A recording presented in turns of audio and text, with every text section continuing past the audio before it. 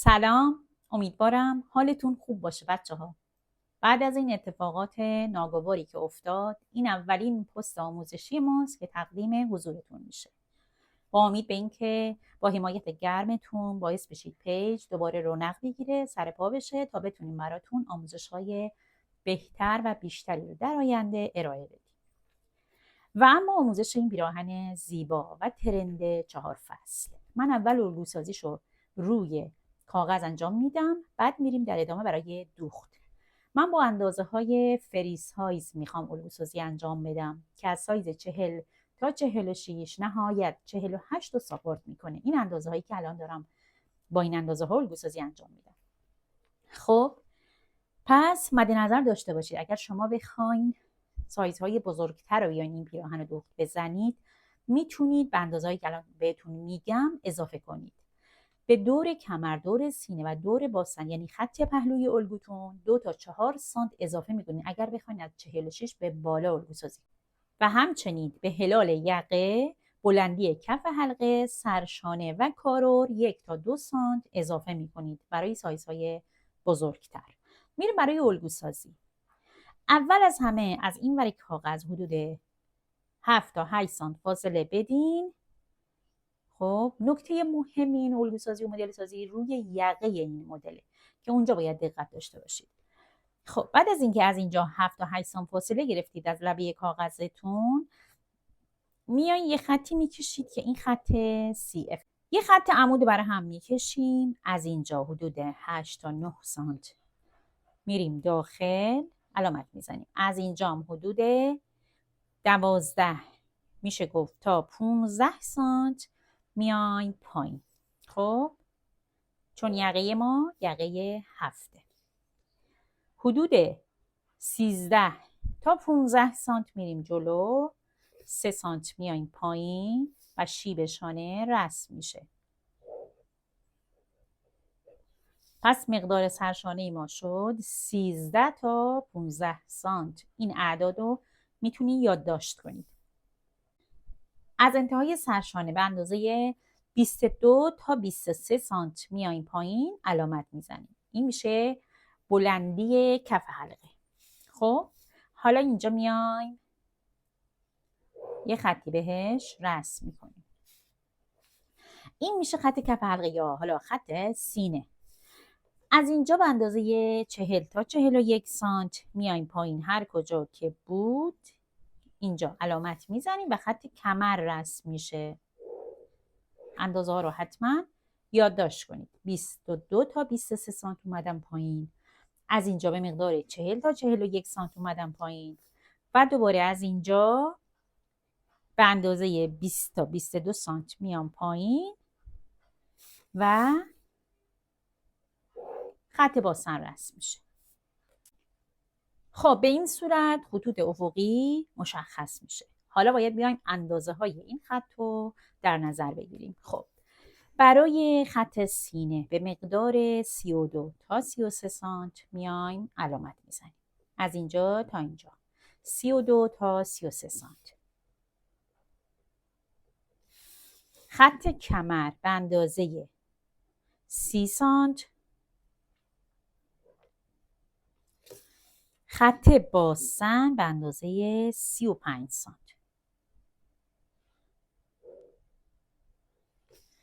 برای رسم خط پهلو از خطکش انحنا استفاده میکنیم. خب به این صورت.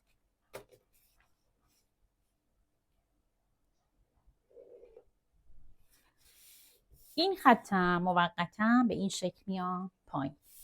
برای رسم هلال حلقه آستینم از خطکش پیستول استفاده میکنیم. برای اینکه هلال دقیق تری رسم کنیم از اینجا تا اینجا یه خط راست میایم پایین، اینو تقریبا تقسیم بر 3 میکنیم. خب ببینید اینو به این شکل میایم، عمقشو ببینید به این صورت من با دست میکشم.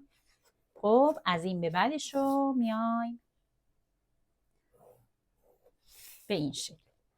پس به این صورت یه کوچولو هم میاییم داخل. حتما کارورتون رو چک کنید که تنگ یا گشاد نشه.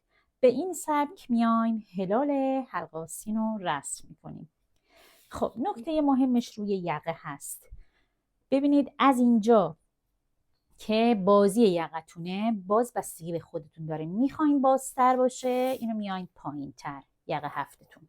خب حالا از خط سینه به اندازه 5 تا 6 سانت بیاین پایین. حالا هر کجا که بود علامت بزنید. اینو یه خطی رسم میکنید. این خالی میشه، برداشته میشه و اینجا رو ما نیاز داریم برای چینای ریزی که روی سینه ایجاد میشه. برای رسم خط پهلو که ما به چه شکلی باید از این خط باسنه بیایم پایین. اگه توی مدل هم دقت کنید پایین کار یه مقدار کوچولو فونه، یعنی حالت ماکسی فرم، خط مستقیم نیومده پایین، یه مقدار کوچولو فون میشه. به مقدار 3 تا 4 سانت از اینجا بریم بیرون و اینو این حالتی هم میتونیم به خط باسن، هم میتونید حالا از اینجا فونش کنید کارو. به همین شکل میایین پایین. قد کارتونم میتونه تا 130 سانت بگیرید، یا حالا اگه پارچه‌تون رسید که میتونید یه قد کامل بگیرید. پارچه‌ای هم که برای این کار نیاز دارید بهتره که از انواع نخ یا لینن باشه که حالت لختی و ریزش داشته باشه. اگه لینن ایتالیا تهیه کردین و تونستین تهیهش کنین که خیلی خیلی عالی میشه. خب الگوی پشتم من روی همین میکشم، فقط با یه رنگ دیگه میکشم که کاملا مشخص باشه. الگوی پشت رو چیکار میکنم؟ از اینجا به مقدار 2 سانت میرم بالا. ببینید از اینجا به مقدار 2 سانت میرم بالا. بعد میام این خط رو با هم دیگه وصل میکنم که میشه خط شیبشانه برای پشت. خب به این صورت، اینم به این شکل. حالا این هلال رو به این صورت وصل میکنم که میشه هلال یقه پشت ما. درسته؟ این میشه الگوی پشت، این میشه الگوی جلو که حالا من از روش کپی برمیدارم کاملا مشخص باشه. ولی هلال حلقه آستین پشت به چه سبکی کشیده میشه؟ هلال حلقه آستین پشت به این صورت که من الان دارم میذارم. ببینید این حالتی مقداری پرتر از جلو. این پیستوله رو اینقدری میچرخونیم که درست ترین شکل ممکن به ما بده. خب به این صورت کپی برمیدارم برای الگوی پشت و الگوی جلو هم دورشو خالی میکنم. خب ببینید به این صورت کاغذ گذاشتم و الگوی پشت رو کپی برداشتم. خب به این صورت اینی میذارم کنار، دور الگوی جلو رو هم خالی میکنم. اول از همه از بالای کاغذ ما به اندازه 15 تا 16 سانت میایم پایین علامت میزنیم. خب یه خط راستی رسم میکنیم به این صورت که این خط باید مقدارش مشخص بشه که در واقع کادر آستین ماست. این مقدار بستگی به دور بازوتون داره. هر مقدار که دور بازو هست شما میایین اینو اینجا خط مشخص میکنید که توی متد فری برای این سایزی که دارم بهتون میگم 3 تا 4 تا سایز رو ساپورت میکنه. از سایز 40 نهایت 48 میتونید دور بازو رو 40 تا 42 بگیرید که من الان اینجا 40 علامت میزنم. خب به این صورت تقسیم بر 2 میکنم میشه 20 سانت. یه خط مستقیم میام پایین که در واقع خط مرکزی آستین یا حالا خط راستاگیری آستین ماست. از بالا بلندی کاپ ما رو 15 تا 16 سانت میتونیم در نظر بگیریم که حالا 15 اوکی. خب از اینجا یه خطی رسم میکنیم، از اینجا هم یه خطی رسم میکنیم. ببینید دوباره چک میکنم که اینجا باید به من عدد 20 رو بده. این خط تقسیم بر 3 میشه، اینجا هم تقسیم بر 3 میشه. این اگه پشت آستین ما باشه، این جلوی آستین ما باشه، برای رسم هلال آستین باید اینجا یه نکاتی رو رعایت کنیم. پشت آستین تاج مقداری بالاتری داره، این قسمت هلال رو به داخل خیلی خیلی ضعیفتری داره، اما اینجا تاج نسبتاً کمتری داره برای جلوی آستین. اینو همیشه دقت داشته باشید. و اینجا یه خورده عمیق‌تر میاد داخل. این برای آستین هایی که پشت و جلوی الگوی ما متفاوته، مثل همین اساس الگویی که بهتون آموزش دادم جلو و پشت هلال حلقه آستین ما روی تنه متفاوت بود، یکی عمیق‌تر بود، یکی حالا عمقش کمتر بود. اما اگر آستینی مد نظرتونه که روی هلال شما اون مراحل و عملیات رو انجام نمیدید، یه هلال ساده هست که معمولا برای لباس‌های تجاری به این سبکه و یا حالا تیشرت‌های تجاری، دیگه آستین قرار نیست اونجا که روی تنه تغییراتی نداریم، منظور من این تغییراته، خب که پشت و جلو این حلقه متفاوته روی تنه، اگر نداشته باشیم ما این تغییرات رو، نیازی نیست که رو آستین بیایم این تغییرات داشته باشیم، یعنی این هلال متفاوت بکشیم برای پشت و جلو، یه هلال ملایم میکشیم که حالا اون سبکش تجاری فرمه و متفاوته که من توی پیجم آموزش رو گذاشتم، میتونین برین ببینین اگه نمیدونین رو میخواین یاد بگیرین. از این قسمت حدود 2 سانت میریم بیرون، علامت میزنیم و هلال رو به این شکل رسم میکنیم. خب پیستوله رو به این شکل میذاریم. ببینید من پیستوله رو به چه شکلی میارم پایین و از این به بعدش رو یه هلال خیلی ملایم میام داخل و میزنم به اینجا. حالا که در واقع اینجا باید چند میل بیایم داخل، نه خیلی زیاد، ولی برای جلو اینجا 1.5 میریم بیرون، درسته؟ از اینجا تا اینجا رو دوباره تقسیم بر 2 میکنیم، اینجا حدود 5 میل و یا حالا 1 سانت میایم داخل. پیستوله رو اینجا به این شکل گذاشتیم، خب ولی اینجا برش میگردونیم به این شکل. ببینید دقیق اگه بخوایم در بیاریم 1 سانت الی 1.5 میریم بیرون که اینجا میشه. خب پیستوله رو برمیگردونیم طوری که از اینجا ادامه پیدا کنه، از این 1 سانت رد بشه و آروم آروم اینو میاریم میرسونیم به این نقطه و دوباره اینو عمیق تر میکشیم، حدود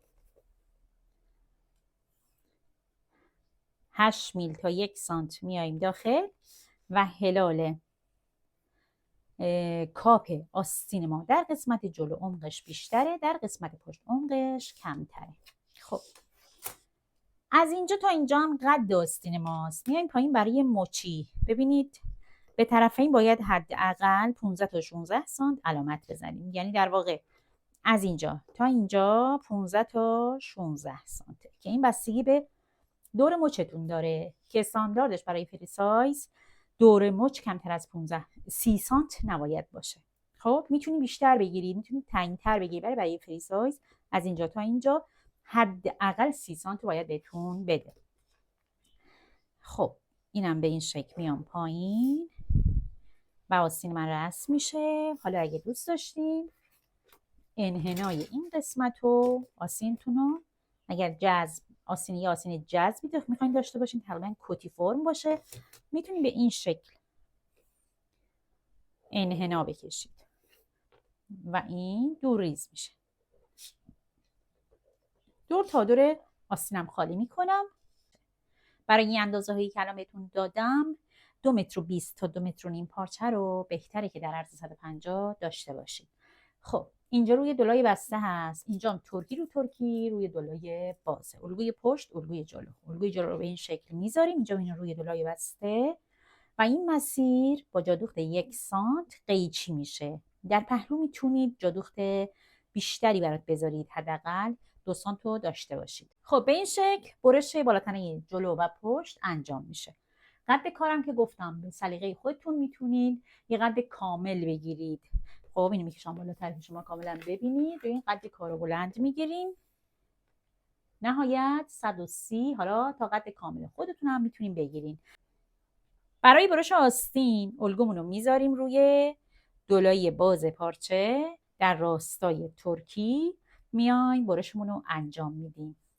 قسمت تاج آستین مشخص میشه، جلو و پشت آستین هم یه علامت بزنین که داشته باشید. یه نکته در رابطه با بالاتنه جلو، ما این فضا رو اضافه گرفتیم برای اینکه اینا رو با چین ریز جمع کنیم، خب طوری که این دوتا درز به هم دیگه برسه، دوخت بخوره، یه یقه 7 به ما بده که اینجا حالت نوار چیندار میتونیم بهش بدیم و اینجا رو با چین جمع کنیم. شما همین حالتی میتونید اینجا رو 2 تا پیلی بدین جمع کنید و روش هم بیاین، حالا از هر تزیینی که دوست دارید استفاده کنید. هم میتونید ببینید اینو یه مقدار شکاف میدین، هم این سمت هم این سمتو. خب که بتونید اینا رو یه چین منظم که حالا هم با دست هم میتونید نخکش کنید، یه چینی ریز بدین طوری که این دوتا به هم دیگه برسه. اول این دوتا رو میدوزیم به هم دیگه، بعد میایم این چینی ریزه رو میدیم. این درز رو اول میدوزیم، درزها پاک دوزیش انجام میشه، از هم دیگه باز میشه، اتو میشه و این تیکه هم نخکش میشه، یعنی یه حالت چینی ریز در میاد و این به این صورت به اینجا دوخت میشه این دوتا به هم دیگه. خب که این در واقع روی کار میشه وقتی این به این شکل دوخت خورد. خب یه اتو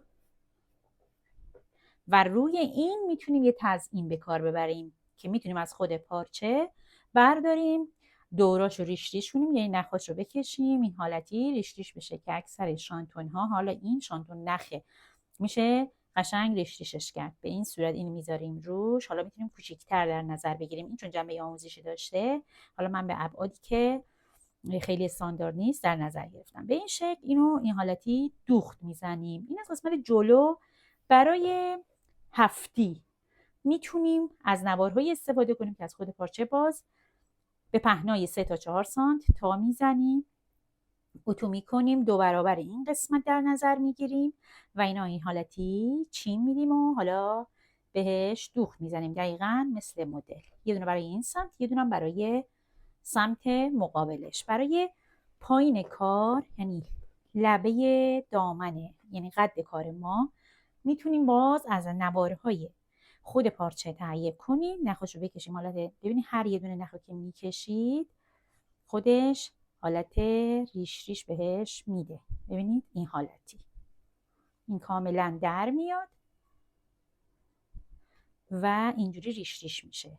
میتونید نواری استفاده کنید، یعنی تهیه کنید از این نوار رو. پایین کار کاملا صاف کردید، این به لبه ها دوخت میخوره و حدود 10 سانت فاصله میدین طبق مدل.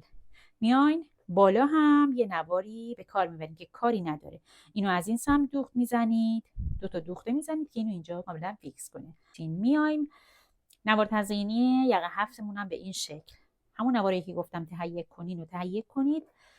ببینید برای 2 سمت سعی کنید جدا تهیه نکنید، یه نوار سرتاسری تهیه کنید. خب به این شکل بذارید، اول دوخت بزنید کلشو، بعد اینجا رو پاک دوزیشو انجام بدید، یعنی سردوز بزنید. حالا یا سردوز یا نوار گان میتونید استفاده کنید. برای این خاطر میگم که داخل تمیزوزی بشه که دیگه سجاف بهش ندید.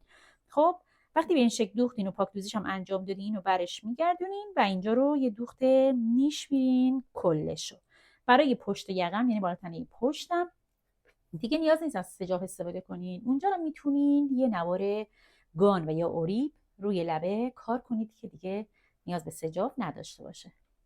برای پشتم ما باید بیایم، گفتم یا یه نوار نازک به کار میبریم مثل نوار گان یا دقیقا مثل جلو میایم یه همچین نواری بهش دوخت میزنیم.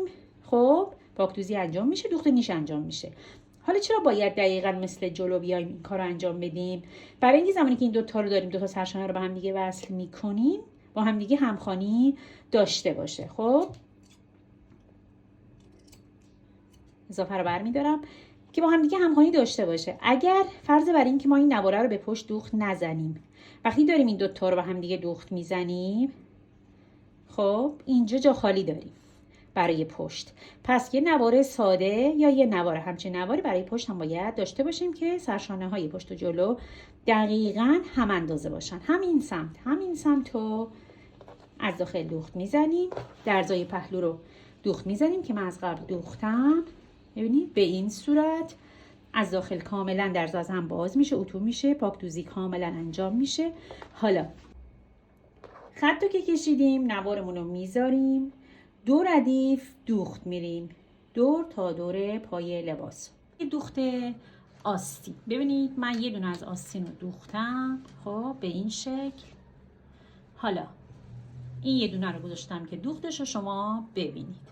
اول از همه آستین تو که درز پهلو رو دوختید، اتو رو زدید، میایین حلقه رو یعنی کاپ آستین دور تا دورشو با خود حلقه تنه مقایسه میکنید.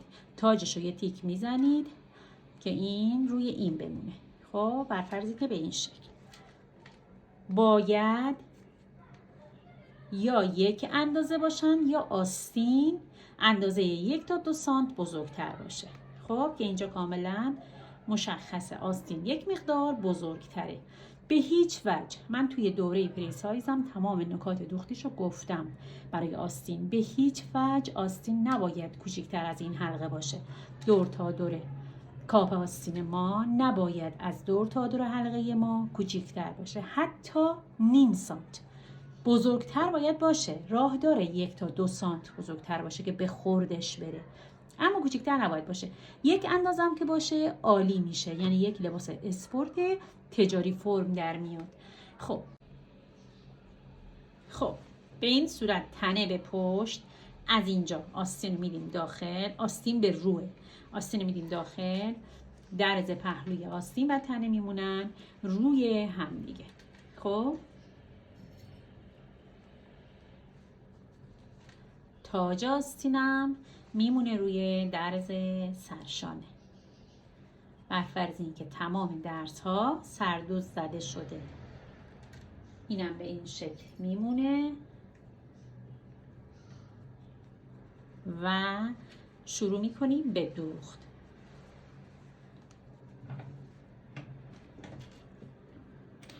دور تا دورش رو میدوزیم.